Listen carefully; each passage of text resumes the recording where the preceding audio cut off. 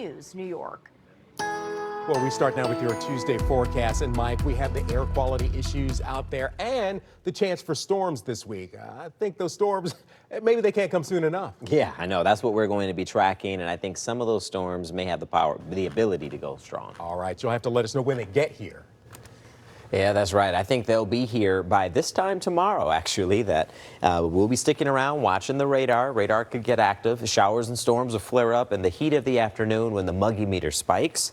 Any one of those storms can produce some very heavy rainfall, leading to some flooding in some spots, depending on where they set up, and also some gusty winds, possibly severe winds. So there is a risk of severe weather tomorrow, something we'll address. But first, let's talk about how you saw the haze over Mount Clemens. Well, that's because of this air quality advisory. This will be in effect all day. Elevated ozone levels at the surface, wildfire smoke, or at least what's left over from yesterday, still present, and the winds are not very strong, so it's not moving a lot of this. So it's not the ideal setup for today. As far as what this means when we say air quality alert or advisory, it means that we're right here. Moderate air quality could impact some, but it also is not good for those with respiratory issues like asthma, for instance, the very young children, or even the elderly. You could be impacted by this if you're outside long enough.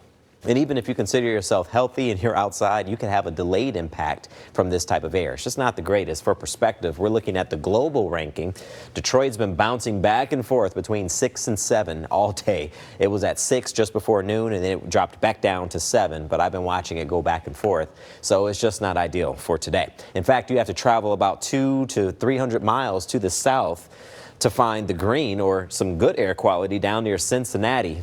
Aside from that, it's not all that great. It's moderate to unhealthy for the sensitive groups. But about this, sunshine is out there, so that's nice at least. Temperatures are in the 80s. The humidity's not that bad, so if it wasn't for the air quality, today would be a decent day. So a summary, not as humid, air quality alert in effect with the hazy skies. I think we'll finish off about 89 for the city of Detroit, and then 90 degrees around Adrian, 87 for Mount Clemens as well as Windsor. So it's still a hot day, no doubt. Jumping ahead into tomorrow, though, big changes, showers and storms. The chances really ignite around lunchtime between noon and 12 o'clock. And those storms could pack a punch with some heavy rainfall, vivid lightning, and gusty winds. We're under a risk for severe weather, a marginal risk, meaning we're expecting to see some storms by this time tomorrow, but a couple of those could go strong to severe. Not going to be everywhere as far as widespread severe weather, but any one of these storms, not going to say it's impossible for them to reach a level where they get a severe thunderstorm warning.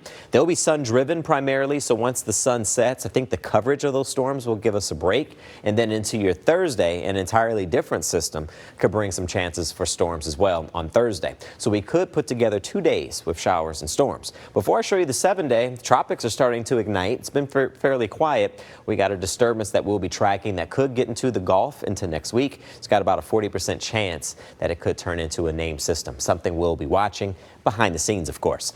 We have our own rain to track. That's Wednesday and Thursday. I'm thinking Wednesday has the better chance of seeing the storms. Thursday is a little bit in question. It could be the first part of the day. Regardless, Thursday's cold front drops us down to 81 on Friday, mid-80s for the weekend. So even though Thursday's kind of shaky, it looks like the rest of the week looks okay for the